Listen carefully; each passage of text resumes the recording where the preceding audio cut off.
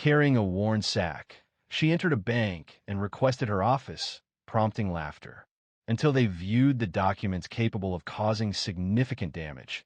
She proceeded with a familiarity suggesting repeated visits. There was no uncertainty, no faltering, just a deliberate, measured pace. Odessa Bell Jenkins, 74 years old, with skin resembling dried tobacco leaves and eyes as keen as glass, opened the door to Hamilton First Bank in downtown Modesto. Initially, she attracted no attention. The air conditioning created a distracting hum.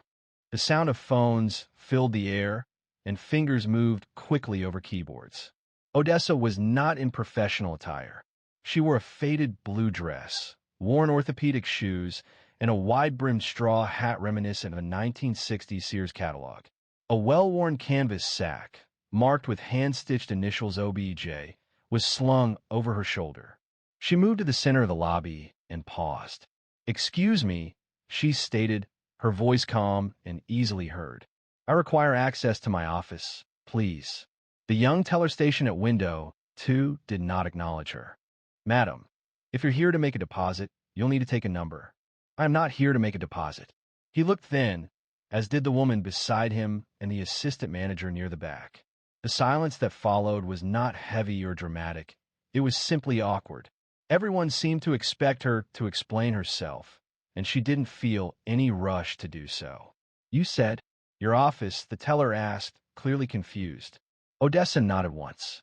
"Top floor, behind the frosted glass. Used to be my grandfather's. I'm here to retrieve it." That's when the laughter began. Initially, it was subtle, originating from a young woman close to the counter. Then a cough, someone attempting to suppress it by clearing their throat. The security guard lifted an eyebrow and moved forward from his chair. "You own this bank?" The teller inquired, now smiling. "Ma'am, this is Hamilton First. It's a corporate bank, not a diner. Are you certain you're in the correct building?" Odessa didn't blink. Instead, she placed the sack from her shoulder and carefully set it on the tile floor. The zipper was stiff due to years of dust, but it opened silently. A folded birth certificate emerged, along with a stack of parchment-colored documents, and a glossy black and white photograph depicting a black man in a double-breasted suit shaking hands with a white man before a building strikingly similar to this one. Following this, she placed a single page, formerly framed and now laminated to preserve it against age. At the bottom, in fading ink, was a signature that remained legible, E.H. Hamilton. The lobby fell silent. The teller bent closer, examining the page. His complexion drained. The assistant manager advanced, his gaze fixed. "Where did you obtain these?" he inquired. "My grandfather gave them to me," Odessa responded. "Before he passed, he instructed me to safeguard them. He said the world would forget. But paper remembers, ma'am. This simply cannot be genuine." Odessa inclined her head. "Do you have a legal department? Perhaps you should contact them." The manager, Mr. Lyles, emerged from behind the counter, his name tag clearly visible. He appeared older than the others, likely in his mid-50s, with thinning hair and a shirt that strained to the buttons. "Let's go somewhere private, Miss Jenkins." "Odessa Bell Jenkins." "Miss Jenkins, if this is some kind of mistake, it's not. And I prefer we talk up there." She indicated the top floor behind the glass panel, the same one she'd mentioned earlier. He paused, looking around. Finally, he offered a small nod to the security guard. They would take her to the conference room. They led her past curious stares and side glances. Odessa walked slowly, unbothered. She did not gloat. She did not explain herself. Her sack bounced lightly at her side with every step. She was not there to prove anything. She was there because something was overdue. But before they reached the elevator, someone asked a question that changed the temperature of the room entirely. "What's in that bag?" inquired Lyles, the assistant manager. His voice attempted composure, though his eyes betrayed his concern. Odessa paused, turned toward him, and regarded him as if anticipating the question since that morning. "Proof," she stated plainly. "Proof that this place doesn't belong to who you think it does there." The atmosphere in the third-floor conference room felt constricted. Perhaps it was the low ceiling or the windows that hadn't been cleaned in months. Or perhaps it was the silence that fell between them as Odessa emptied the rest of the sack onto the long table. She didn't handle things carelessly or make a display of it. She placed each item deliberately, one by one. Original land deeds, typewritten stock certificates with embossed seals, correspondence between her grandfather Elijah Jenkins and Ernest Hamilton, the bank's namesake. Some pages were brittle, faded. Several others possessed markings that appeared newly imprinted. Lyles observed the stack. His mouth slightly opened, but he remained silent. Odessa retrieved a paper from the middle and pushed it towards him. She advised, begin with that. He grasped the document carefully, as if it were fragile. His gaze quickly scanned the words. Transfer of controlling interest. It was signed in 1957 by Elijah Jenkins. What is this? He asked. The true ownership, Odessa explained, prior to Hamilton's involvement with Western Consolidated. My grandfather held the largest stake, yet the original name persisted. Records were manipulated to remove any trace of him, a highly improbable event. The Jenkins name doesn't appear in our records, she stated, shrugging. Not all information is archived when individuals desire its suppression. Lyles massaged his temple. Are you suggesting your grandfather owned this bank? What motive would he have for concealing that? She replied, he wasn't hiding anything. He was forced out under unfair conditions. Shares were promised, but never officially registered. The merger in 1974? That was simply a more complex term for theft. The assistant manager began to protest, but reconsidered. He then retrieved his phone and activated the screen. He announced his intention to contact corporate headquarters. Odessa showed no reaction. She deliberately placed the final document, a notarized affidavit signed by Ernest Hamilton, acknowledging Elijah Jenkins as co-founder and majority shareholder in the original charter. Lyles avoided eye contact, moving back and forth as the phone connected. This is Joseph Lyles at Modesto Branch 142. We are experiencing a situation. A person is present, asserting ownership, rights tracing back to the founding. Odessa's hand rested on the table. She was present to wait, not to argue or beg. They possessed documents. Originals. No, I am not joking. He listened, his eyes shifting back to her. Okay. Yes, I will secure the room. He ended the call a minute later. Regional Legal is dispatching a team. They anticipate arrival within a couple of hours. Odessa nodded once. We are also retrieving the historic records from the vault downstairs. Lyles added, if this is genuine, they'll want everything clearly presented. She smiled faintly. You should have prepared that information years ago. An hour elapsed, then another. During that period, Odessa spoke infrequently. She primarily gazed out the window, occasionally taking sips of water brought by a nervous intern who remained silent. However, activity was underway downstairs. Those who had scarcely noticed her before were now murmuring in hushed tones, discreetly looking towards the conference room window as if it held a disturbing event. In reality, it wasn't a crime, not in the manner they envisioned. However, what Odessa presented was more than just documents. It carried significance. It represented history, memory, and ownership. Certain individuals within the building were beginning to sense its impact. Yet, the true tremor didn't stem from what she had already displayed, but from what remained unseen. When the regional legal team from Sacramento arrived, consisting of 3 men in sharp suits and a woman carrying a briefcase seemingly heavier than Odessa's sack, a palpable tension filled the room. Odessa remained seated, her composure unwavering, with her hands folded in her lap as if awaiting Sunday service. Bryce Hanley, the lead attorney, bypassed introductions altogether. He placed his leather-bound binder on the table, offering Odessa a half-smile, which was polite but lacked sincerity. We understand you're claiming part ownership of this bank, he said, already flipping through her documents as if they were museum artifacts. I'm just here to verify and advise our client on next steps. Odessa didn't flinch. I'm not claiming anything. I'm here to reclaim what my grandfather built. Hanley glanced at Lyles. We'll need copies of all this. Originals can't leave the premises, but we'll digitize them for analysis. Odessa didn't answer immediately. Instead, she retrieved a folded letter from her purse. The paper showed creases, and the ink had bled slightly at the edges, but the signature at the bottom was legible. "This is from Elijah Jenkins," she stated, placing it before them. "He composed this in 1961, noting his fear that someone would take what belonged to him. And they did." Hanley read the letter, then gave it to the woman next to him. "You want us to believe your grandfather was forced out of his own bank without anyone taking notice?" Odessa's eyes narrowed just slightly. Nobody seemed to want to investigate.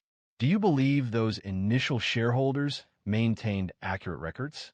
The Jenkins family lost their majority ownership and became essentially irrelevant within less than 10 years.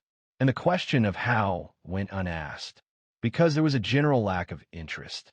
"We weren't the kind of family people erected monuments for." Lyles subtly adjusted his position. "But the Hamilton name. Elijah and Ernest were partners," Odessa pointed out. "They established this place in the 30s, but only one of them received recognition. Can you guess who was included in the historical accounts?" Hanley scratched the back of his neck. "Even if all of this is true," he said, "you need to prove continuity of ownership. Paper trails, tax filings. They're all in that sack," Odessa replied. "I've been filing claims with county officers since I was 28. Every year, every decade, even after my husband died, quietly, patiently, because my grandfather told me one day the truth will be heavier than the lies." The room fell quiet. Selina Miles, the junior attorney, glanced up from a typed ledger. "This is considerable. Where did you locate some of these?" "In a church basement. In my uncle's attic. In city archives that were unaware of their contents. I dedicated the majority of my retirement to compiling it all." Hanley's smile had vanished. He tapped his pen on the table. "Do you realize this might initiate a lawsuit?" "I anticipate it," Odessa replied. Her voice held no pretense, only certainty. She wasn't present seeking assistance. She came because she possessed documentation. Lyles, who had remained quiet previously, advanced forward at last. "Miss Jenkins, why at this time?" Odessa hesitated before responding. "Because you all ridiculed." She stated it without malice. Simply a statement of fact. "I entered with a past that no one felt the need to recall. I observed the name Jenkins removed from each annual report, each plaque. For years, I convinced myself it was unimportant. But this place? It's constructed upon what my grandfather initiated, on what we forfeited. After all these years, after all the waiting, I figured it's time someone remembered." Hanley rubbed his eyes.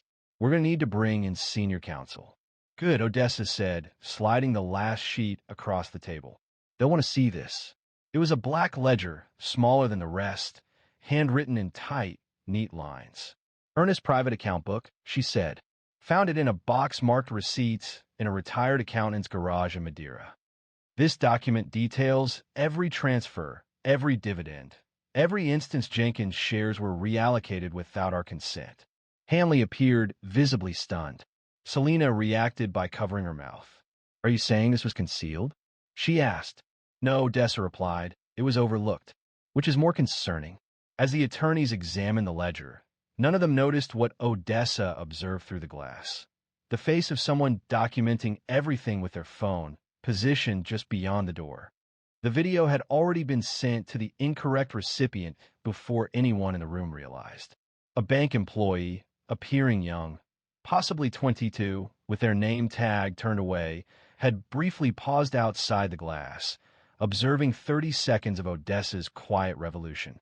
A woman with a lined face and a ledger, steadily turning through years of obscured facts, was visible. Inside, Bryce Hanley peered at the document before him, as if it might ignite. The contents of this ledger significantly altered the situation. Odessa remained silent. She allowed the pause to linger until another person interrupted it. It was the assistant manager, Lyles, his voice raspy. "That's Ernest Hamilton's handwriting." He continued, "We maintain samples for verification." "That's his," Selina confirmed. "And these aren't merely notes. They represent unauthorized adjustments. Dividend transfers, forged proxy votes, even ghost shareholders." Hanley reclined in his chair. Access to internal systems must be suspended until we fully assess the scope of this situation. The board will require a complete overview of everything. Odessa reacted with a slight head tilt. He disregarded her comment that the board would be accountable for the repercussions. How did you obtain this? I inquired. I contacted the relevant individuals, he replied, through personal visits and correspondence. Most people were either unwilling or unable to cooperate, either due to age or a sense of guilt. However, a retired CPA, Douglas Nunn, residing in Madeira, retained records that he was never instructed to destroy. Hanley wrote in his notebook, a sense of frustration beginning to surface beneath his professional demeanor. Potential corporate liability, a breach of fiduciary duty, and misrepresentation of historical records were all possibilities. Odessa interjected. And theft. The word resonated sharply. It hadn't been described that way previously, she explained. They had simply referred to it as a rebranding. But altering names and concealing origins is still theft. Selena examined the pages. Evidence was apparent. There were old checks, fabricated board minutes, and missed filings during the consolidation years. The regional director appeared abruptly. Her name was Diane Cole, in her late 40s, wearing a red blazer with hair styled sharply. She entered with the confident stride of someone accustomed to authority. Brief me, she stated, her gaze already surveying the room. Hanley rose. Miss Jenkins provided a comprehensive record of family ownership history originating from the bank's inception, including this ledger, private accounts, and probable Hamiltons, which indicate unauthorized share transfers. Cole handled the ledger as if it were fragile. She quickly reviewed the pages, then paused at a folded page. Her expression showed concern. Could this be genuine? Odessa met her gaze directly. You decide. Cole sat down, placed the ledger to the side, and folded her hands. Miss Jenkins, should this prove to be as it seems, it may initiate state inquiries, possibly federal ones. Do you grasp the magnitude of the situation? I do. I'm familiar with it, having dealt with it for decades. Cole addressed Hanley. What is our potential liability? He paused. If this ledger is verified, and verification is anticipated, the repercussions extend beyond public relations. It involves shareholder fraud, a false portrayal of history, and likely a pattern of financial discrimination. Notification of regulatory agencies may be necessary. Lyle, who had been silent until now, murmured, we could lose the charter. Odessa finally moved forward. I didn't come to dismantle it, she stated. I came to ensure its integrity. They regarded her with disbelief. Do you believe I desire your positions, your authority? She questioned. My grandfather didn't establish this place for me to destroy it. However, I will not permit it to be sustained by falsehoods any longer. Cole nodded deliberately. You're not requesting a financial contribution, are you? He asked. No, Odessa replied. I'm requesting that my family's name be restored to its rightful place, on the records, on the wall, and on the founding documents. If that isn't possible, I will pursue legal action through the courts. For a brief silence, no one stirred. Then Hanley rose. I'm going to contact headquarters. He continued. I believe we should cease acting as though this is merely a misunderstanding. Selena carefully collected the papers, treating them with the reverence due to historical documents. Outside the door, phones began to illuminate. The news had circulated. A local reporter was already downstairs inquiring about the elderly woman asserting ownership of the bank. Cole glanced out the window, then turned to Odessa. Do you feel prepared for this to become difficult? Odessa offered a slight smile. Darling, I have endured hardship. I am ready for authenticity. While the building prepared for legal challenges, Odessa sensed a more profound consequence, as justice often resonates beyond legal proceedings. As the sun set behind the office buildings in downtown Modesto, the news had already escaped the bank's confines. A journalist from the Valley Record waited outside the glass doors, equipped with a notepad and a camera. Her name was Eleanor Cruz, mid-30s, with a blunt haircut and a direct manner. She had not been assigned to the story. She arrived alone, having heard rumors from a cousin employed in the building. Within, people behaved differently. Staff who had previously dismissed her were now quiet, quickly passing documents between offices and avoiding Odessa's gaze. Others, primarily younger tellers, regarded her with a peculiar sense of wonder, as if they were only now understanding they might be working in a building constructed upon someone else's misappropriated narrative. Cole stood near the windows, arms folded, observing the unfolding events as if they were a chess game she hadn't anticipated playing that day. "She's going to want a statement," she said, nodding towards the reporter. Odessa didn't raise her head from her seat. "Let her in." "Are you sure?" she responded. "Let her in," Cole repeated. "I'm not hiding." Shortly after, Elena entered the conference room, her camera hanging from her shoulder, the recorder already running. "I'm told you have evidence this bank doesn't own what it claims to own." Odessa remained steadfast. "I have evidence to show it always has, not entirely." "And who are you?" "Odessa Bell Jenkins, granddaughter of Elijah Jenkins, the man who helped establish this institution and was erased from historical accounts, not even receiving a footnote." Elena positioned herself opposite her. "That's a significant assertion." "It is not an assertion, but a documented history," Odessa stated. "All the necessary information is on that table." The reporter looked to Cole. "Is this being given due consideration?" Cole released a breath, a tightness in her shoulders. "A thorough review of archived material spanning decades, alongside recent documentation submitted by Miss Jenkins, is underway. The situation is indeed significant." Elena glanced back at Odessa. "Why today? Why now?" Odessa moved forward, her hands clasped. "Because I've buried too many people who waited for the world to show concern." Her mother would weep whenever she passed this building. She had worked at the post office across the street for 28 years, witnessing the name Jenkins vanish from the foundation plaque. "She passed away before I had the chance to show her that it mattered." Elena paused briefly, then spoke softly. "You're not pursuing this for financial gain?" Odessa smiled, a weary expression on her face. "Child, if I desired money, I could have sold these documents to a lawyer years ago. But what value is money compared to a legacy?" Hanley, still on the telephone across the room, disconnected the call. "Headquarters has authorized the commencement of internal investigation procedures, starting immediately." "And the founder's plaque?" Odessa inquired. Cole responded. "A replacement will be ordered, including both names, Hamilton and Jenkins." "That's acceptable," Odessa stated, her tone even. "However, I require the original to be sent to me. My grandfather's name shouldn't have been removed initially." Elena recorded a note. "Do you believe this account will motivate others?" Odessa offered a quiet chuckle. "I'm not concerned with inspiration. My focus is on whether it will alert people. Families are frequently victimized, not through violence, but through suppression, documentation suppression. The absence of a signature wouldn't draw scrutiny if the person who was missing resembled me." Externally, the narrative had already started circulating online. Several photos appeared. A brief video showed Odessa setting the ledger onto the table. Numerous comments, hundreds of shares followed. People were inquiring about the history of Hamilton First Bank. Speculation arose regarding how many other names might have been removed to provide reassurance. Inside, the bank's lobby remained calm. This wasn't due to embarrassment but acknowledgement. Cole stood, straightening her blazer. "A public statement, a formal apology, will be released within the next 24 hours.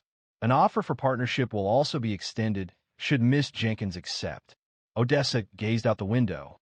The street lights began to illuminate the area below. Across the street, the post office was already closed. She contemplated what her mother would have thought had she lived to witness this. "I'm not here for a deal," she stated. "I am here to restore my grandfather's name to prominence. If you choose to resolve this without further legal action, I would consider that a positive first step. However, an apology would only hold significance if people recalled the reasons behind it, and that responsibility extends beyond the bank." By morning, news had broken. The story appeared on the front page of the Valley Record, circulating through social media and talk shows. Odessa Bell Jenkins, the woman who entered a bank with a sack and exited with history. News reports presented a simplified version of events. But what Odessa held was more than just history. It was a tapestry of memory woven with pain, patience, and documented evidence. The bank released a public statement shortly before noon. They described it as an error in historical representation and a profoundly regrettable exclusion from the bank's initial acknowledgement. Legal professionals had examined sufficient material to determine it wasn't a mere mistake, but a recurring issue. And it had taken one woman and one sack to expose the truth. In her simple home just outside Ceres, Odessa was seated in her preferred chair, holding a cracked coffee mug. The bag, now almost empty, rested folded on the coffee table. Beside it were the aged ledger and a new brass nameplate. Jenkins and Hamilton, founders, arrived by courier that morning, accompanied by a handwritten note from Diane Cole. The note stated, "We hope this small gesture marks a beginning, not an end. You reminded us what truth sounds like when it stands its ground." Mr. Ridgway, her neighbor, a retired mechanic who formerly waved but rarely engaged in conversation, arrived with banana bread and inquired if she would be willing to speak at the local college. Odessa laughed, saying, "Let me catch my breath first," to him. However, internally, something had shifted. It wasn't precisely pride, nor was it revenge. It was peace, because sometimes the most difficult aspect isn't revealing what was done to you, but waiting long enough for someone to notice that it occurred. Following 3 days, the bank held a private ceremony within their recently renamed Jenkins Hamilton Founders Hall. Odessa was present, wearing a navy blue suit and the familiar straw hat. She refrained from smiling for the photographers and avoided the customary politician's handshake. Instead, she stood before the new plaque, gently touched her grandfather's name, and quietly murmured, "You're home now." Elena Cruz was also in attendance, documenting the event with photographs and interviews for a subsequent article. Later, she inquired of Odessa what counsel she would offer to individuals carrying a past veiled by obscurity and quietude. "Do not seek authorization to share your narrative," Odessa stated. "Certain individuals may resist hearing it, but that does not diminish its validity." As the attendees commenced their departures, a youthful bank employee, the very same one who had chuckled on the initial day, approached her discreetly. Identifying himself as Daniel Ortiz, he offered, "I owe you an apology." "I didn't know. You didn't want to," Odessa responded kindly. "Indeed," he acknowledged, "you've altered my perspective on this place." "Thank you," she replied, offering him a measured glance. The wind rose and shook the doors as they shut behind her. The sun felt pleasant. Odessa's shoulders felt unburdened for the first time in a long time. She hadn't come to inflict harm. She came to reveal what ought never to have been hidden, not from resentment, but from affection. A deep affection for a man who instilled in her the understanding that truth requires patience. Affection for a family that warranted greater justice. Affection for each individual who has been forgotten simply because their memories were inconvenient. In the weeks that followed, other families began to come forward, inquiring about land deeds, property losses, and misfiled ownership records from decades past. Odessa did not intend to spearhead a movement, but her story had already ignited a spark.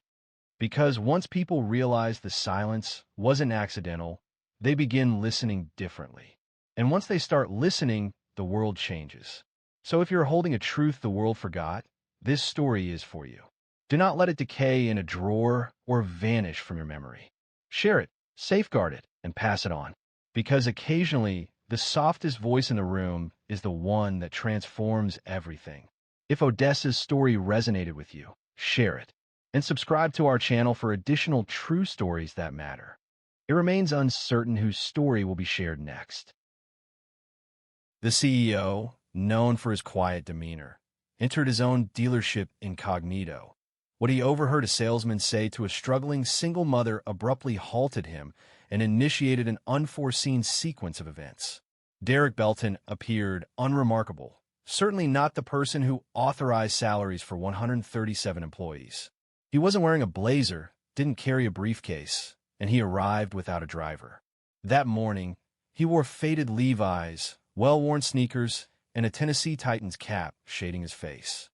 He would be unrecognizable, even to the regional manager he had dined with 2 Fridays prior. He parked his black 2011 Honda Accord a short distance away.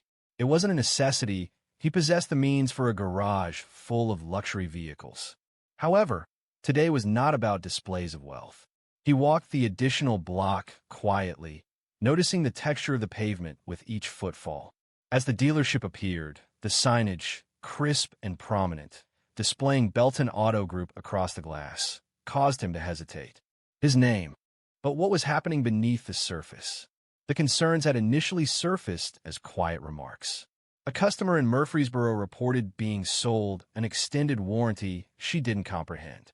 A family in Franklin alleged their monthly payment differed from the agreed-upon amount. These were minor issues. However, they caused Derek to question things. This location in Charlotte, Tennessee had consistently been a high-volume dealership. It specialized in mid-range vehicles and enjoyed strong sales. People trusted this dealership, or they once did. The showroom doors opened as he entered. The air held the scent of coffee and Armor All. A bell chimed above him, yet no one acknowledged it. Derek surveyed the area. There were 3 sales desks and 2 salesmen engaged in conversation by the corner water cooler. A woman managed the reception desk, absorbed in her phone. He appeared unremarkable, and that was his intention. He began his assessment in the service bay. It was quiet, the technicians working diligently, focused on their tasks. He observed nothing unusual. He proceeded through the customer waiting area, observing a man browse a magazine as his daughter entertained herself on a damaged iPad. He received no assistance. There was no greeting, not even a simple acknowledgement. He approached the line of Camrys situated near the glass wall. A couple stood close by, engaged in a conversation with a salesman whose speech was rapid and overly enthusiastic. The older man appeared displeased. The woman seemed bothered. "Sir," the salesman stated, "you won't locate a more advantageous offer anywhere. This item is covered by warranty and has seen minimal use. However, I can offer this price only if we finalize the agreement today." "That's the current situation," Derek mentioned.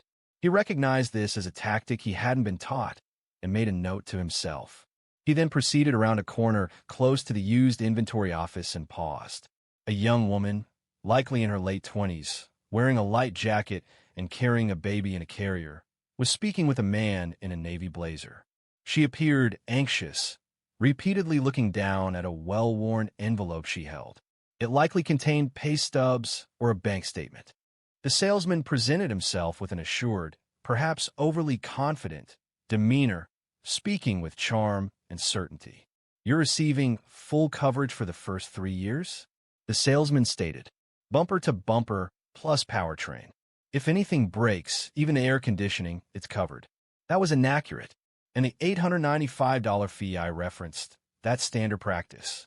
We apply that to all our transactions. It covers a comprehensive pre-delivery inspection, interior cleaning, and anti-theft VIN etching. Derek paused. VIN etching? That practice had been removed from the dealership's process 3 years prior. And warranty coverage? No, that wasn't consistent with the terms. He had personally revised those contracts to ensure greater honesty and transparency. His pulse decelerated. He retreated a step back, out of their line of sight, heart pounding, but not from anger. It was disappointment. This was his business. This was his name. And this man was deceiving, with ease, a woman who appeared to have saved every cent to be present. Derek wasn't prepared to show himself. Not yet. He needed to observe the situation's extent. Derek moved discreetly behind a row of brochures close to the finance office, watching unseen. The woman nodded slowly in response to the salesman's words. Her fingers closed more firmly around the envelope. The baby in the carrier shifted and emitted a quiet whimper, but she seemed largely unaware. She was attempting to remain calm, likely assessing how closely the figures aligned with her budget. The salesman leaned in, lowering his voice. "You don't need to worry," he said. "People get nervous about credit checks, but I know how to navigate the process. I'll get you into a vehicle today, even if we have to be resourceful." She hesitated, her eyes flicking toward the exit. But the salesman kept his tone steady, reassuring. Too smooth, too confident. Derek clenched his jaw, then turned away. He didn't want her to feel observed. He walked towards the far end of the showroom, where a teenage boy was standing near a pre-owned SUV. A salesman passed him twice, without a greeting or any offer of assistance. He simply walked by. Derek moved next to the boy. "You're considering this one?" he asked. The teen looked over, seemingly a little taken aback. "Yeah, possibly. My aunt is outside. She asked me to check it out while she parks." Derek nodded. "Do you know what kind of engine it has?" The kid shrugged. "Not really. She simply requires a secure environment. Her vehicle malfunctioned last week, another incident. Another customer was missed. It was hurtful, not due to the lost transaction, but because it confirmed everything for Derek. At some point, they had ceased to listen, stopped acknowledging individuals. And it wasn't just a single problematic employee. It was a prevailing attitude, a recurring behavior. He proceeded towards the reception desk. The woman still hadn't looked up. She tapped her screen, chewing her gum, scrolling. Derek positioned himself in front of her, simply to gauge the situation. 10 seconds elapsed. Then 20. At last, she raised her head and blinked. "Oh, do you have an appointment?" "No," Derek replied calmly. "Just browsing." She responded with a languid smile, gesturing vaguely towards the floor. "They'll get to you." They did not. For the subsequent 30 minutes, Derek moved between various departments. The only assistance he received came from a young lot attendant named Trevor, who appeared to be no older than 19. He noticed Derek close to the service entrance and offered, "Sir, do you need anything? We have water inside. I can get you a brochure if you're interested in the new hybrids." Derek smiled and replied, "I'm good. Thank you." He then asked, "What's your name?" Trevor responded, "Trevor." "Do you like it here, Trevor?" Trevor paused. "It's all right. People can be rude. Not just customers, but sometimes managers too. I prefer to keep to myself." "Do they treat customers fairly?" Trevor looked down. Most of the time. There was no bitterness in his tone. Derek placed a reassuring hand on the kid's shoulder. "Be careful who teaches you what," he advised. Trevor looked at him, then nodded. Before Derek could say anything further, a familiar laugh came from the glass hallway. Brent Collar, the salesman, was now leading the young mother toward a side office. Her name tag said Brent Collar. She appeared overwhelmed, holding her papers tightly. Derek kept a discreet distance as he watched. Brent paused before the office door, retrieved paperwork from a file, and announced, "Here's the first quote. It's going to appear high initially, but please don't worry. I'll adjust it once I input your information into the system. This is our standard procedure." Derek moved nearer, feigning interest in a flyer on the wall. From his position, he observed the quote. The figures were inflated. Listed were charges for warranty, dealership fees, VIN etching, and a maintenance guarantee, all non-standard and unapproved. This was everything Derek had worked to eliminate years prior. Brent, however, did not appear to be a person apprehensive about disregarding regulations. He presented as someone who believed no one was observing. Brent indicated for the woman to take a seat. She settled into the chair, moving her baby's carrier to the floor nearby. The little girl made a soft whimpering sound and kicked gently, yet Brent did not even look down. His gaze remained focused on the documents he held, turning pages, emphasizing sections, and drawing circles. Each action appeared rehearsed, refined, and routine. "We're going to structure this to ensure your monthly payment stays under $350, he stated. The woman offered a slow, cautious nod. "What's your name again?" he inquired, barely looking up. "Monique," she replied. "Monique Ellis." Derek stood just outside the office, back against the wall, feigning interest in the certified pre-owned display. He overheard every word. Brent smiled. "All right, Monique. You're going to love this. You're approved for a 2019 Corolla. Excellent condition, low mileage. That's a significant advantage. We remain committed to your protection. Therefore, we're providing a 3-year full coverage plan. This includes everything from the engine to the electronics. Roadside assistance is also included should you lock your keys in the car. That level of peace of mind? Priceless." Derek's hand slowly curled into a fist by his side. However, there was no such plan, not like Brent described it. And the quote, The one he'd caught a glimpse of earlier had extra charges tucked in every margin. Some of them were outright fiction. Monique adjusted in her chair. So, is all of that included in the price? Brent offered a warm, reassuring smile. It's all part of your protection package.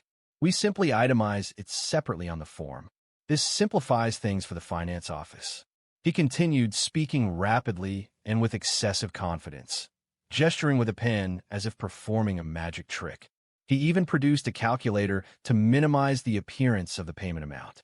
For example, without the package, your monthly cost would be $384. With the included safeguard, the price reduces to $349. More manageable, isn't it? Derek scrutinized the figures. That calculation appeared illogical. It seemed like a deceptive tactic. He couldn't fathom how Brent maintained his composure. But it was evident this wasn't his first presentation. Then Monique posed a question that silenced the room. Do you believe I could return tomorrow? She inquired softly. I simply want to ensure I fully grasp everything first. Brent's demeanor subtly altered, a nearly imperceptible change. His jaw tightened briefly. However, he quickly regained his composure, adopting a more affable tone. I completely understand, he said smoothly. But the situation is that this car has two other potential buyers. One of them test drove it earlier today. I can't guarantee it will still be available tomorrow. You wouldn't want to miss out because of a minor consideration, would you? Monique blinked. Her fingers shifted around her envelope. Brent quietly lowered his voice, leaning closer. Listen, I've witnessed individuals leave, intending to consider it further overnight. Then the car was gone, and they were facing a situation that was more difficult and costly. You deserve something better, and this is it. He pushed the documents across to her. That was the end of it. Derek entered the office, maintaining a calm but resolute tone. That doesn't sound like the protection plan we provide, Brent said, blinking. Monique turned to Derek, appearing surprised.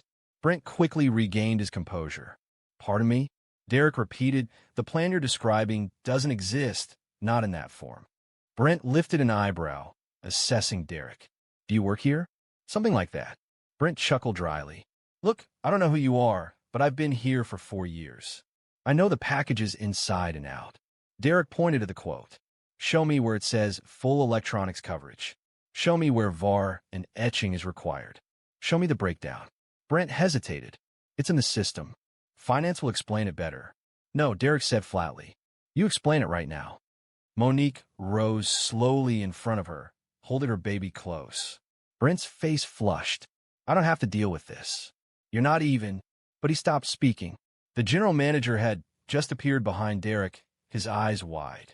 Mr. Belton, the manager said. Brent's mouth dropped open. Derek didn't smile, didn't say a word. He turned toward Monique. I'm sorry, he said softly. This isn't how we treat people. Not here, not under my name. But this wasn't over, not yet. The repercussions extended beyond a single falsehood. The room seemed to contract the instant the name, Mebleton, was spoken. Brent's complexion turned ashen. His assured demeanor disappeared, as if it were vapor on a chilled surface. Monique looked back and forth between the two men, bewildered, still cradling her baby, uncertain of the situation she's entered. Derek subtly turned to the general manager, standing in the doorway. He requested a conference room, speaking softly. Jeff Lorman, the manager, a man with a flushed face, nodded and indicated a hallway located at the rear of the showroom. Derek turned to Monique and spoke in a quiet, reassuring voice. Please come with me. I want to correct this. She paused briefly, then followed. Her movements were deliberate but hesitant. The baby began to stir again, perhaps reacting to the palpable tension. As they passed the workstations, the entire level appeared to become silent. Telephones ceased their ringing, and conversations were interrupted. Several employees glanced over their workstations and angled towards one another, speaking quietly. Trevor, the lot attendant from earlier, positioned himself close to the entrance and offered Derek a knowing look, but remained silent. Within the compact, glass-enclosed conference room, Derek drew out a chair for Monique and settled opposite her. Jeff entered behind them, appearing noticeably uneasy. Brent followed, attempting to seem unconcerned but without success. He folded his arms and rested against the distant wall. Derek took the folder Brent had put on the table. "Is this the quote you gave her?" he asked, not looking up. Brent moved slightly. "Yes." Derek opened the folder, laid out the pages, and circled several numbers with a pen from the table's holder. "Explain these," he said. Brent sat up straighter. "Look, I don't know why I'm being questioned." "Explain them." Brent paused. He looked at Jeff, hoping for support, but Jeff avoided his gaze. "I mean, those are standard charges. Everyone includes them. Do you have documentation showing these fees were authorized?" Derek inquired. "They should be in the system." "No, they aren't," Derek replied, his voice gaining strength. "I was involved in revising the system. That VIN etching fee? It was discontinued in 2021. Powertrain coverage? It's limited to 5 years, not the comprehensive coverage you advertised. You added more than $2,000 in fabricated fees to a customer who came here simply trying to purchase a secure vehicle for her baby." Monique's hands trembled a little as she listened, but she did not speak. Her gaze remained on the document. "You stated the payment would be $349, Derek proceeded. "That is achievable only if she provides a down payment you failed to disclose. Furthermore, the interest rate you presented to her is inflated by a minimum of 2.5%. You are not just misleading Brent, you are being dishonest." Brent moved away from the wall and straightened. "I have consistently met my quarterly goals. Customers leave satisfied. I understand sales, all right?" Derek moved closer. "You know how to apply undue influence. A distinction exists." Jeff finally spoke. "Derek, I didn't know he was doing all that, I swear. We've been busy and the numbers have been good." "That's exactly the problem," Derek interjected. "You cared about the numbers, I cared about the people." Monique rose then, slowly, her face flushed with embarrassment and anger. "I thought this was a good place," she said quietly. "I really thought this was different." Derek turned to her. "It was supposed to be, and I'm sorry it wasn't." He reached into his back pocket, retrieved his wallet, and produced a card. "This is my direct line. I will personally ensure you receive a fair deal. If you desire the car, you'll obtain it at the correct price, free of unnecessary complications." She accepted the card deliberately. "Thank you," she said. "We'll have someone else manage the paperwork," Derek added. "Someone who doesn't fabricate figures." Brent's arms fell to his sides. "Clean out your desk," Derek stated, rising. "You are terminated here." There was no room for discussion. You were aware of that, yet disregarded it. Brent didn't object further. He left abruptly, speaking quietly to himself. No one pursued him. Derek addressed Jeff. "We aren't finished talking either," he stated. "I'll see you in your office in 10. Subsequently, he held the door for Monique and guided her back towards the lobby. People glanced around. Conversations began anew, subdued and apprehensive. Derek remained silent until they arrived at the reception desk. He regarded the woman seated there. "Did you greet her upon her arrival?" The receptionist hesitated, then swallowed. "I don't recall." Derek slowly shook his head. "Begin to recall, or begin searching." However, dismissing a single employee wouldn't resolve the underlying issues. Derek recognized that a cultural shift was necessary, or the company would decline from within. Derek was seated alone in Jeff Lorman's office, gazing out at the dealership floor through the blinds. A heavy silence filled the room. From behind the closed door, the usual showroom sounds had resumed. The usual sounds filled the office: casual chatter, the click of footsteps on tile, and ringing phones. However, a new feeling now permeated the atmosphere, a sense of unease. He glanced up as Jeff entered, his movements uncertain. The man appeared diminished, as if suddenly aware of his oversight. Jeff took a seat without prompting. "I was unaware," he said softly. "I truly swear to you, Derek, I wasn't aware Brent was engaging in that activity." "But you were aware of something," Derek responded. "You knew complaints were increasing. You were aware that deals were becoming more competitive. You were also aware that customer satisfaction scores decreased last quarter, and you attributed it to the surveys used." Jeff remained silent. Derek moved forward, resting his elbows on the desk. "What happened to what we created here?" he asked. I thought we were performing well, Jeff stated. The numbers were strong. Staff turnover was minimal. I assumed perhaps the industry simply shifted slightly. The industry didn't shift, Derek responded, maintaining a calm tone. We did. We lost sight of why people initially came here. We ceased prioritizing customer relationships and began focusing on achieving sales targets. Jeff sighed, massaging his face. So what's the plan? We need a thorough overhaul, Derek stated. And that extends beyond dismissing Brent. I require a review of every transaction from the past 90 days. Reimburse any clients where the terms weren't transparently conveyed. Furthermore, I want individual meetings with each salesperson. I need to understand their training processes, the priorities they receive, and to identify anyone else who believes it's acceptable to deceive customers with a friendly demeanor. Jeff acknowledged slowly. And one more thing, Derek added, I want Trevor in my office next week. Jeff blinked. The lot kid? Derek replied, yeah, he's one of the only ones who looked a customer in the eye today. That matters. A knock at the door interrupted them. The receptionist appeared, visibly nervous. Mr. Belton, the customer, Monique Ellis, is still in the lounge, she said. She said she's waiting for her ride. Derek stood. Please get her a bottle of water and offer her a seat in the private lounge, away from the plastic chairs near the vending machine. Make sure she feels valued. The receptionist acknowledged promptly and went to attend to the request. Derek returned to the showroom. Several employees glanced up, but there was no conversation. Some consciously avoided eye contact. Monique was situated in the far corner, her baby now asleep in the carrier beside her. She appeared weary, not only physically, but also emotionally drained. He approached her gently. This is a lot, he admitted. More than you anticipated, she replied with a gentle smile. I've faced tougher situations, he stated. I understand that, but you shouldn't have had to experience this, she said, shrugging. People deceive me frequently. It happens at work, in shops, and even at the clinic. I'm accustomed to it. That comment resonated more deeply than he anticipated. You shouldn't be exposed to that, certainly not here. That's my responsibility. She then focused on him, truly observing him. Why did you come in today? Why are you dressed like that? Derek offered a soft smile. She stifled a quiet chuckle, noting people rarely shared the full truth with the man in the suit. He then presented her with a small folder. If you're still interested in that car, these are the accurate figures. There are no hidden details.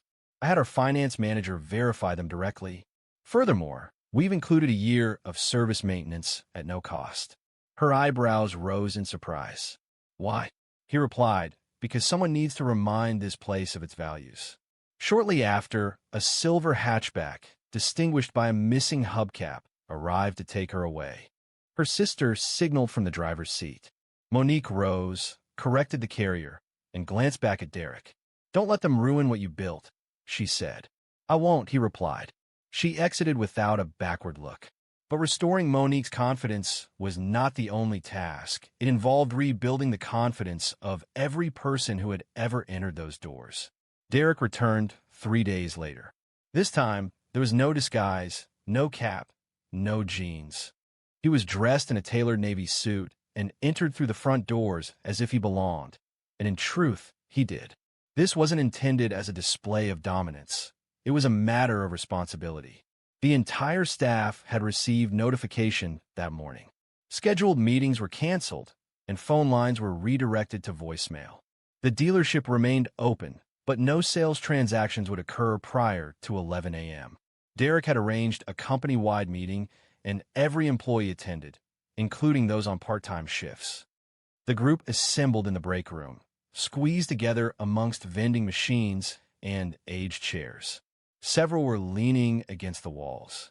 Trevor stood toward the rear, his arms crossed, but attentive. Jeff was seated near the front, a notebook open but unused. Derek addressed them, speaking plainly without a microphone or podium.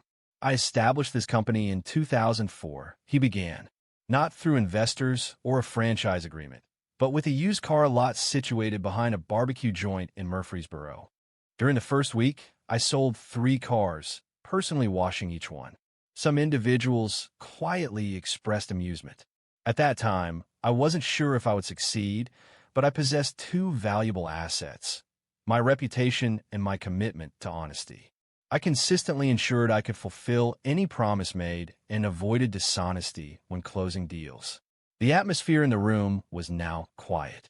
However, a significant shift has occurred, he continued. This isn't limited to a single salesperson. It's about how we compromise on minor details and prioritize speed over customer care.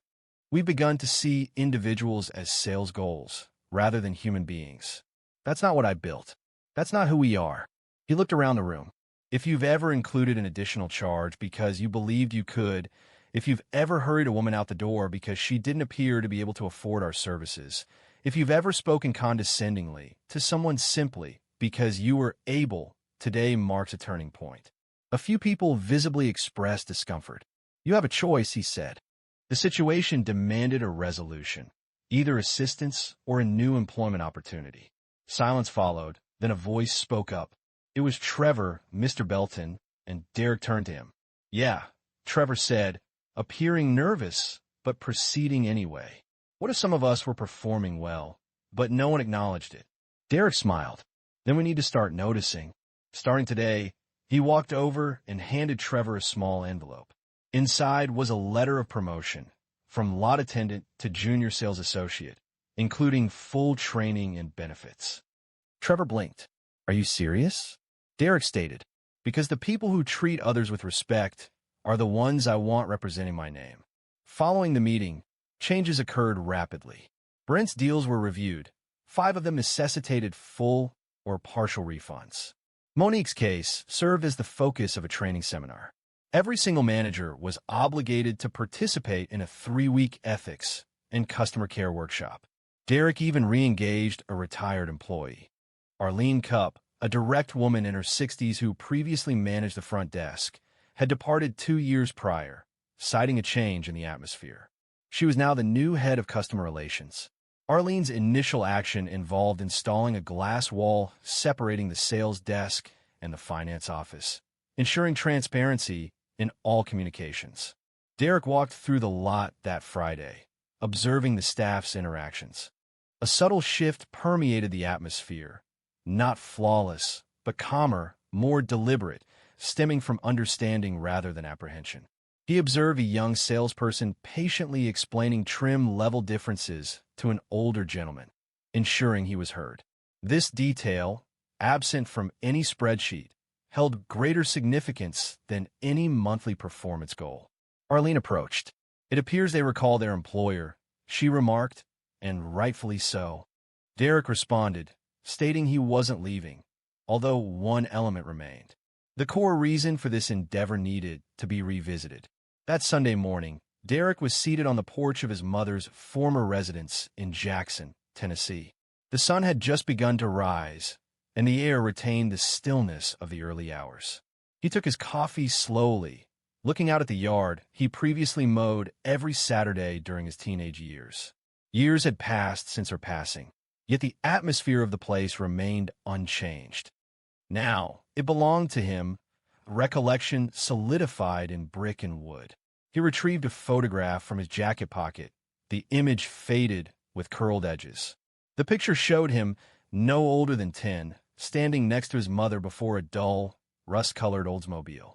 Her smile was broad and proud, not due to the car's newness as it wasn't, but because it was hers. That marked the day she purchased her first vehicle independently. He recalled how she, a nurse, managed without a cosigner or assistance, relying solely on her paycheck and a salesman who painstakingly explained each document before she signed. Derek remembered her meticulously verifying every detail. He remembered her asking questions, even when her voice wavered, and how the man behind the desk never made her feel inadequate for doing so. He remembered that. And now, decades later, he occupied the man's position behind the desk. He was the man whose name appeared above the showroom. He was the person who influenced every customer's experience upon entering. He looked at the picture once more. That instance profoundly impacted him, teaching him that dignity wasn't something acquired through wealth. It was something inherent, deserved simply by being present and making an effort. The world hadn't been kind to his mother, but on that day, she received recognition, and he carried that with him. Returning to the dealership the following week, Derek requested a new plaque be installed by the entrance.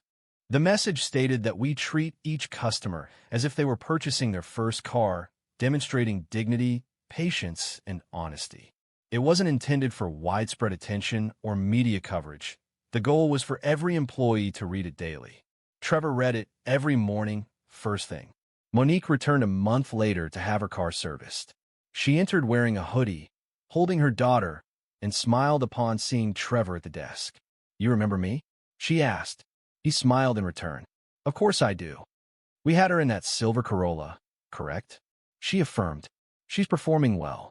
They continued their conversation briefly, covering minor details, and the interaction felt comfortable, because now it felt natural. Derek observed from his office, unnoticed, simply watching. He didn't require attention. He desired none. The focus wasn't on him. The purpose was this: you don't establish a successful business solely on profit. You build it on trust, on the manner in which you treat people when you believe no one is observing. He learned that from his mom. He communicated this to others via Brent. And now, with each handshake, each sale, each explanation provided without pressure or misleading information, he was restoring it. Incrementally, deliberately, that's what integrity truly represents. Not something asserted, something safeguarded. For once lost, regaining it demands all your resources. And Derek Belton refused to allow his reputation to signify anything other than honesty. If this story resonated with you personally, if it brought to mind a time you felt disregarded, or a time someone championed you when they weren't obligated to, please subscribe. We have more stories coming that speak to the heart, not just the headline. Two men believed it was amusing to embarrass a mother in front of her children, until a mechanic, wearing a grease-stained shirt, quietly stopped them in front of everyone in the store. Roderick Blaine, 42, hadn't intended to be a hero that evening. He had just completed a long shift at the mechanic shop off Greenwell Springs Road in Baton Rouge. His work shirt still had a faint odor of oil and sweat, and his back felt sore in that familiar, persistent way it did when the weather suggested rain. He intended to quickly purchase a few items: milk, eggs, perhaps some smoked sausage, and return home before his niece completed her homework. She had been staying with him for several weeks while her mom worked the late shift at the hospital. They had established a regular pattern: dinner, cartoons, spelling drills. He didn't even use a card, opting for a handheld basket and a mental list. The store experienced a lack of congestion, yet a palpable sense of unease hung in the air. Shoppers with weary expressions, children complaining, a hurried individual quickly maneuvering past, someone proceeding at a leisurely pace. It was the sort of atmosphere where direct glances were avoided, and all desired a swift entry and exit. Roderick was in the process of his internal review and moving towards the frozen foods area. That's when he detected it, a voice distinct, piercing, rising above the subdued sounds of checkout scanners and squeaking cartwheels. A different voice then, laced with laughter. It wasn't a pleasant sound, the type that prompted a tightening of the jaw before understanding its cause. He turned, his attention drawn to the disturbance. Two men were positioned close to the freezer doors. They appeared to be about his age, perhaps slightly younger.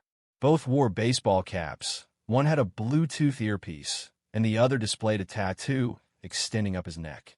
Their posture seemed relaxed, but their voices did not match.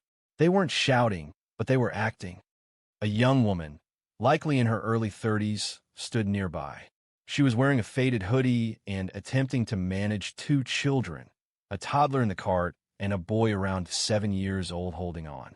Her daughter was upset. Her son looked down at the floor. The woman held her Snap card tightly. Roderick initially struggled to understand every word the men spoke, but their tone conveyed their message. They said she should have waited for a man before having so many children. He thought she likely had a different partner for each child. The man with the earpiece quietly laughed, shaking his head as if the woman were a joke. Roderick halted. He stood there, 2 feet from the frozen peas, one hand still holding his basket. He observed the woman's shoulders become rigid, her jaw tighten. However, she didn't acknowledge them. She focused on her daughter, gently moving the cart back and forth as if it were a cradle. Silence filled the space. No one intervened. He looked around the aisle. The sound registered. A teenage cashier briefly looked up. An older woman close to the produce section stood motionless, feigning interest in a label. The moment lingered, as if everyone hoped it would simply disappear. It did not. Roderick advanced. He didn't move towards the woman, nor towards the man. Just forward. His heart began its familiar, heavy rhythm, the one that accompanies the confusion of anger and shame. He recognized this feeling. It wasn't precisely the moment, but it felt similar. Different people, a different location. Still, the core message remained. He observed as the young man gently pulled at his father's coat. "Father, may we simply leave?" He crouched down, murmured something into his ear. His voice was quiet, and his hands trembled slightly as he reached into his wallet. Silas paused. He wasn't one for conflict. Not since 1998. But something about that young man's tone. Something about the way he inquired, "Can we just go?" As if the disgrace was theirs, not the adult men. It evoked a feeling within. And suddenly, Roderick forgot about the milk and eggs. However, before he could speak, the man with the earpiece added something. A statement that halted Roderick again, this time for a completely different cause. The man with the earpiece remarked, audible to several shoppers in the aisle, that if she allocated less time to accessing food stamps and more to employment, perhaps she wouldn't require assistance. The delivery of his statement was significant. He spoke loudly, seemingly intending for the entire store to overhear. The impression was that he aimed to publicly shame her. Roderick's hand tightened around the basket, his knuckles turning pale. He remained positioned back, partially obscured by the end cap displaying canned soups. From his vantage point, he observed the woman's profile. Her cheekbones were prominent, her mouth set in a firm line. She refused to offer them the gratification of a reaction, yet her tension was palpable. Her son held her waist tightly, as if securing her position. The other man, identified by the neck tattoo, bumped his companion and scoffed, "Don't waste your breath. She's probably just going to sell that food to buy a new wig." Roderick blinked. He paused, thinking he might have misunderstood. But no, that was what he had said. Still, no one reacted. The teenage cashier averted her gaze. The woman examining the fruit labels now intently checked her phone. A young man pushing a cart filled with Gatorade steered clear of them, as if avoiding something he couldn't see. It felt as though everyone was attempting to vanish. The mother tried to remain composed. She didn't raise her voice, nor did she succumb to despair. She deliberately gave her card to the cashier, her gaze fixed on the small display as if her well-being hinged on it. The toddler had become still, aware of the strained atmosphere. Roderick released a deep breath through his nose. He was observing a woman being openly humiliated for needing assistance. A woman who, judging by her appearance, seemed to be simply attempting to manage the day with her children fed and her self-respect preserved. Two adult men, appearing as though they'd avoided regular employment for some time, seemed intent on shaming her. The situation felt disturbingly recognizable. He recalled a childhood memory of standing in line with his mother around the age of 8 or 9 at a grocery store off Plank Road. He remembered the burning embarrassment of the stairs back then, the way people looked when his mom presented food stamps. She never discussed it openly. She simply told him, "Keep your head up and hold the bag, baby." The memory triggered something within him. He moved nearer, now fully visible. "Hey," he called out, the word carrying enough volume to draw the attention of both men. The individual with the earpiece lifted an eyebrow. The other offered a smirk. Roderick maintained a composed tone. "Evenly, you consistently address women in that manner, or is it only when you presume no one will object?" The men paused, appearing uncertain whether he intended it as a jest. The man bearing the tattoo chuckled faintly. "What? Your boyfriend? Or something?" Roderick shook his head. "Nah, I'm just a man who understands the difference between a joke and bullying." That seemed to surprise them. The man with the earpiece struggled to speak. Roderick moved forward. He didn't act aggressively or threaten anyone, but he positioned himself close enough to no longer be a background voice. Close enough that people in the aisle were now paying attention. You notice a woman with her kids. She isn't causing any trouble. She was simply attempting to purchase groceries. And you decided today was the opportune moment to display how insignificant you are? The neck tattoo guy rolled his eyes. Man, mind your own business. Roderick didn't blink. This is my business. Anytime I see a grown man harass a mother in front of her children as if it were entertainment, yeah, that's my business. A silence descended. Not the kind that signifies resolution. The kind that suggests a change has occurred. The woman remained standing at the register. Her hands paused, as if uncertain whether to continue packing her bag or observe the situation. Her son looked up at Roderick, his eyes wide with confusion.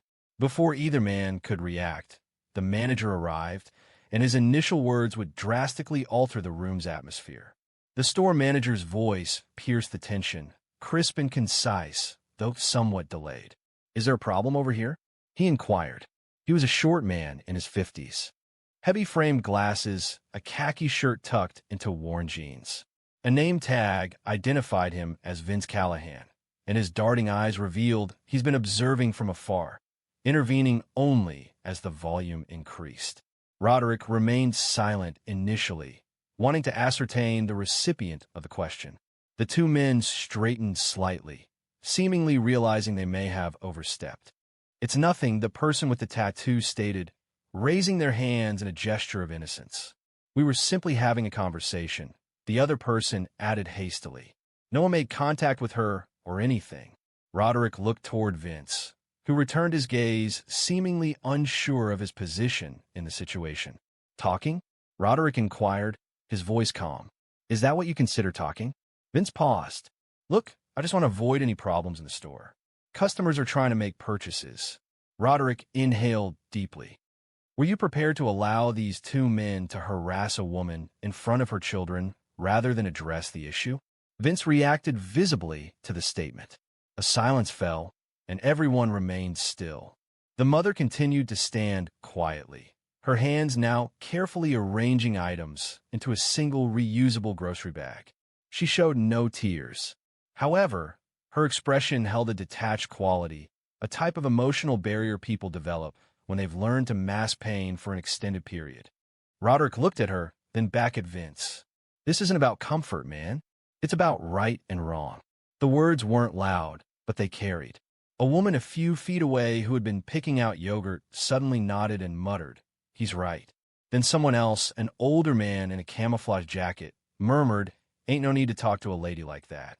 Especially not with her babies standing there." The tide was turning. The two men sensed it. The guy with the earpiece shifted uncomfortably. He stated, his voice quieter, "We didn't intend any harm. Just some playful interaction." Roderick turned, shaking his head gently. "If causing distress to someone attempting to nourish her children is your idea of fun, a serious self-assessment is necessary." He spoke with clarity, avoiding raised voices or dramatic displays, simply stating facts. The tattooed man muttered something almost inaudible and began to leave. His companion followed suit. Vince made no attempt to detain them. Roderick did not pursue them either. His purpose wasn't to engage in a confrontation. It was to be witnessed asserting himself. Someone had done it, so that woman, her kids, and anyone else in the store would know. Vince remained behind, hands on his hips. "I'll speak with them if they return," he offered, his voice lacking conviction. Roderick didn't respond to him. He turned to the woman instead. "Are you all right?" She looked at him for the first time. Her voice was soft but clear. "Yes, thank you." The little boy peered out from behind his mother's hoodie, his eyes moving between her and Roderick. He remained silent, but he no longer seemed frightened. Roderick offered the kid a small smile. "You assisted your mother today. You performed well." The boy's lips moved slightly, as though he desired to return the smile, but hesitated. The mother then spoke. People generally remain silent. They simply observe, Roderick confirmed. "Yes, I understand. I have been one of those individuals," he stated, meaning his words sincerely. He had remained quiet in different locations, different circumstances, not out of concurrence, but because it was simpler, unlike this time. Just as things seemed to be calming, the boy spoke, causing Roderick to hesitate more than any comment from the adults.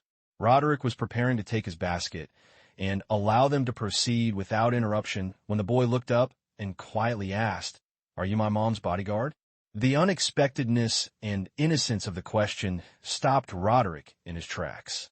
The woman immediately turned, her eyes widening. "Baby, please don't say that."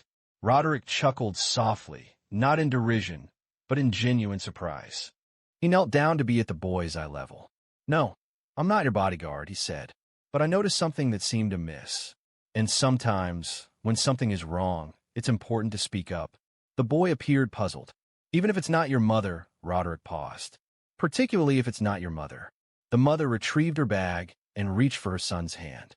"Say thank you," she murmured, her voice remaining calm, but detached. "Thank you," the boy replied. His voice was softer now. Roderick rose, observing their preparations to depart. The toddler had fallen asleep against his sister's shoulder within the cart. The mother offered him a courteous nod, then refocused on her children and proceeded towards the door. Roderick remained standing for a moment longer, his basket dangling limply in his hand. His anger had subsided. He felt weary. Weary of encountering individuals who believed they could utter whatever they pleased to whomever, without repercussions. He was weary of seeing children learn those lessons without realizing it. He also felt frustrated by missed opportunities, moments that required the courage to speak up. He walked down the bread aisle, but suddenly everything felt wrong. He no longer felt like shopping. His appetite had disappeared near the frozen pizza. He drifted towards the self-checkout, considering he might just grab a drink, something cold, and leave. As he turned the corner, he saw them once more, the mother and her children, positioned by the vending machines close to the exit. She was searching her purse, likely looking for coins. Her son was sitting on the bench, softly rocking his sleeping sister. Roderick lessened his pace. A portion of him desired to continue walking. He believed he had already fulfilled his responsibility. However, something about her expression. It wasn't fear. It wasn't anger. It was weariness. The kind of weariness that doesn't dissipate with rest. The weariness that accumulates over years of being overlooked, criticized, and disregarded. He moved closer, deliberately. "Got enough for the machine?" he inquired. She looked up, visibly surprised. "Oh, I was just checking if I'd change," she explained, adding, "I told him he could choose a snack if he waited patiently." Roderick reached into his pocket and produced a few wrinkled dollar bills. "Let me assist," he offered. She paused. "I didn't request," she began, but he gently interrupted. "You didn't." "I'm offering," she finished. Her expression subtly hardened. It was pride. It mirrored the clothing his mother used to wear. It was the sort of person who prefers self-reliance, yet recognizes respectful assistance when it's provided. She nodded once, her movement now with less uncertainty. Her son selected a pack of cookies and a juice. Roderick inserted the payment and observed the machine's mechanical sounds as it dispensed the item, resembling a somewhat awkward expression of gratitude. "What's your name?" she asked. Roderick extended his hand. "Tanya. Tanya Wells." A tremor passed between them, a connection felt beyond a simple meeting. Her gaze settled on him, clear and unwavering, devoid of gratitude or obligation. Just even. No response was needed back there, she observed. "I know," Roderick replied, "but I didn't want your son to perceive that silence as typical," she confessed, pausing briefly before directing her attention to her boy, who was eagerly opening a package of cookies, as if it were Christmas. "I hope he remembers your face," she said, and Roderick remained silent.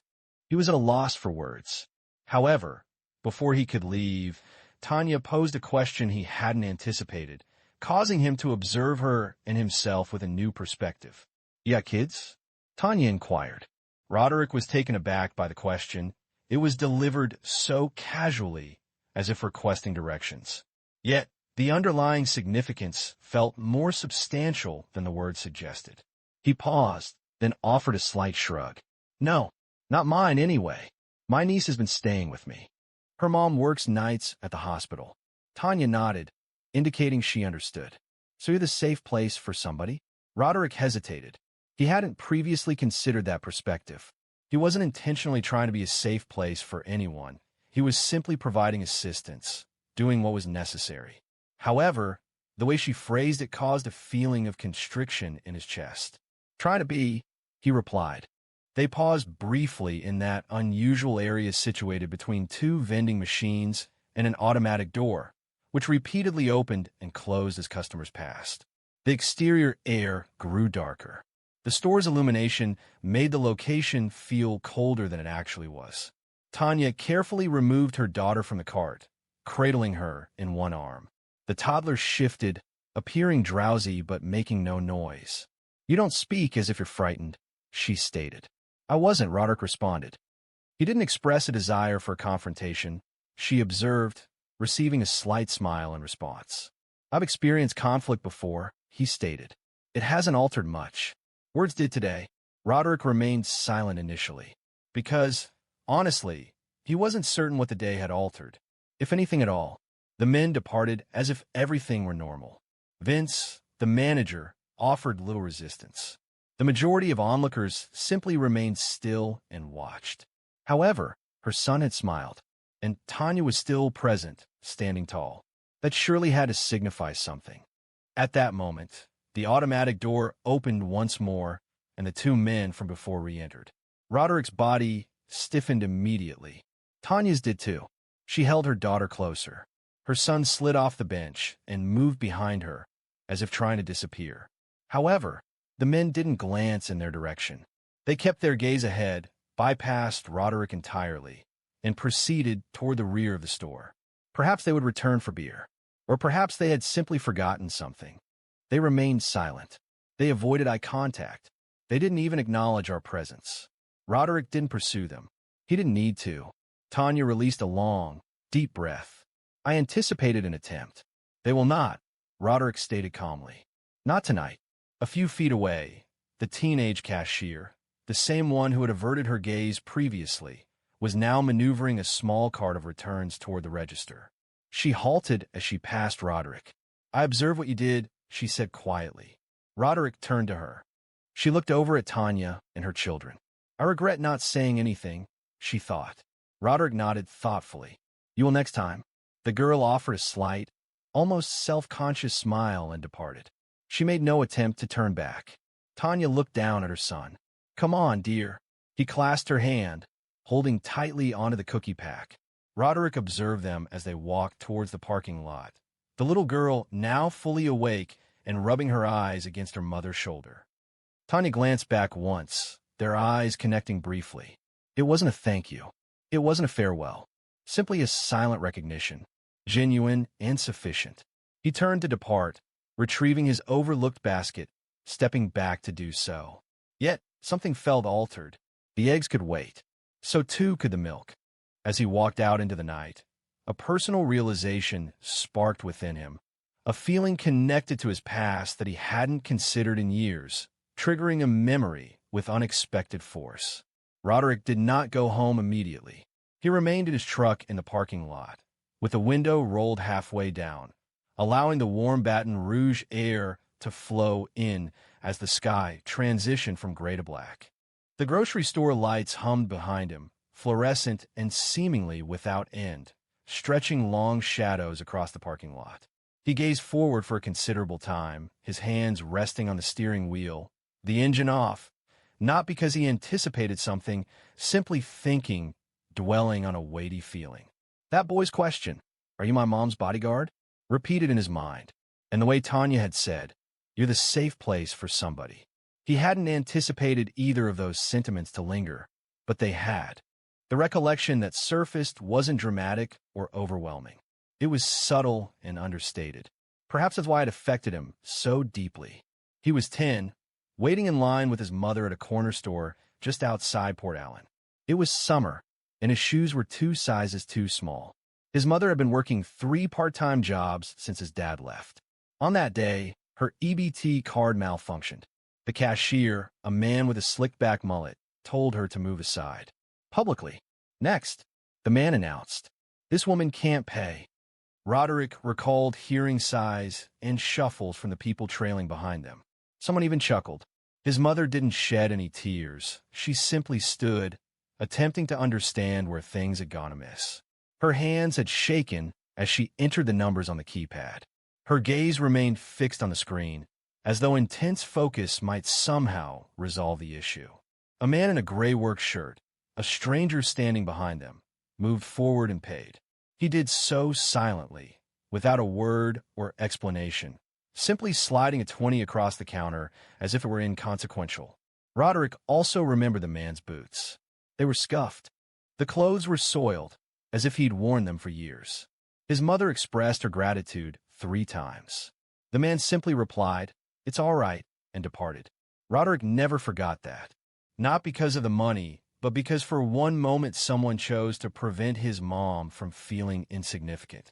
And now, all these years later, he'd unknowingly become that man. He leaned back in his seat and rubbed his hands over his face. Safe place for somebody, he muttered, half to himself. He hadn't always gotten it right.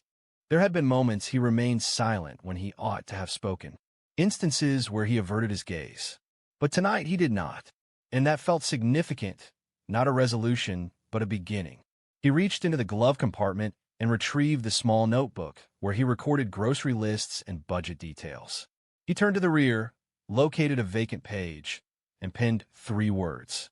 Speak. Stand. Stay. He wasn't certain why he wrote them that way, but it felt correct. Like a prompting, like a key. A collection of teenagers in hoodies walked by his truck, laughing and jostling each other, having just left the store with Slurpees and bags of chips. One of them made eye contact and offered a brief nod of recognition. It wasn't elaborate, just a quick movement of the chin. Roderick returned the gesture subtly. He started the engine. The radio began playing softly, featuring an old Otis Redding song. He allowed it to play for a minute before lowering the volume. As he continued his journey, he observed a city bus stop where a mother and her daughter waited, illuminated by the weak light of a street lamp. The young girl rested against her mom's shoulder, seemingly dozing. Roderick reduced his speed as he rounded the bend. That scene also resonated with him. He thought of so many mothers in this area, striving to manage everything, holding on with worn-out resources, and bearing the burden of groceries, children, and societal expectations as if it were simply an obligation. Sadly, they often go unnoticed. He drove into his driveway, turned off the truck, and paused for a moment. But prior to entering the house, he reviewed the notebook one last time, making a silent vow that would resonate well into the future. Roderick stood on his porch beneath a wavering light bulb. The screen door groaned as he opened it. Inside, the modest house held the scent of aged timber and laundry detergent. Lainey was curled up on the couch under a blanket, a textbook resting on her knees and a pencil in her mouth. She looked up as he entered. "You're gone forever," she said. He dropped his keys onto the side table. "Yeah, I ran into something unexpected." "Like what?" Roderick hesitated. She asked it so casually, unaware that her uncle had just been standing between a mother and 2 grown men poised to overwhelm her regarding a shopping trip. How would you explain that to a 12-year-old so it doesn't feel overwhelming? "I witnessed someone being treated unfairly." I said something. Lainey looked at him. "Did you argue with him?" He chuckled, sounding weary. "No, it wasn't necessary." "Didn't make a difference?" He nodded. "It did." Lainey returned to her book, as if that was a sufficient explanation, but Roderick remained standing.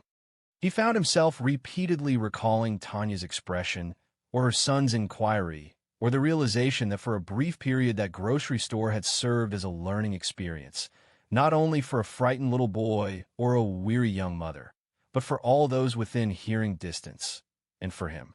Roderick had previously believed that demonstrating courage meant confronting situations directly and forcefully, that unless it involved a significant display, it was inconsequential. However, tonight brought a shift in perspective. As his actions were met with silence rather than recognition, they did not become a popular topic. No phones were used. There were no news reports, no widely shared videos. Just a mother, a child, and a man who chose to act instead of remaining silent. Perhaps that's what the world needs, discrete actions that have a subtle impact. Ordinary individuals who recognize an injustice and voice their concerns, prioritizing integrity over apathy. He entered the kitchen and poured himself a glass of water. His hands remained stiff. He didn't notice until he placed the cup on the counter. Lainey's lunchbox sat on the counter. He opened it, almost automatically, to see if she's left anything behind. Inside, he found a half-eaten apple and a note he's written her earlier that morning. "You got this. I'm proud of you." He paused, looking at it. 4 short words on a sticky note. And she's kept it. That affected him more than he anticipated, because it reminded him that words don't need to be forceful to resonate. They don't have to be flawless to be significant. He returned to the living room, settled beside Lainey, and observed the math homework she was finding difficult. "Do you need some help?" she offered, silently passing him a pencil. While they solved the problems together, he looked at her. This small, brilliant, stubborn girl, unaware of how frequently the world would challenge her and how vital it would be to advocate for those unable to do so themselves. He wished she would retain this memory of him. He wanted her to recognize someone who championed another person, unrelated and undeserving of such action, yet still in need of protection. That's the essence of strength he hoped she'd see.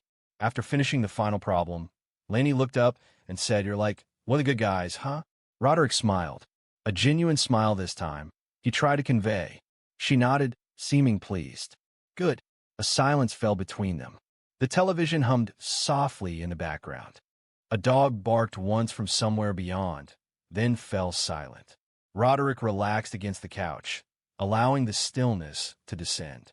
He wasn't obligated to act as a bodyguard. He simply needed to demonstrate that he cared. And for this evening, that was sufficient. Should you ever witness someone facing unjust treatment and feel compelled to intervene, honor that impulse. Offer a word. Take action. Even minor deeds hold significance. They instruct. They safeguard. They are important.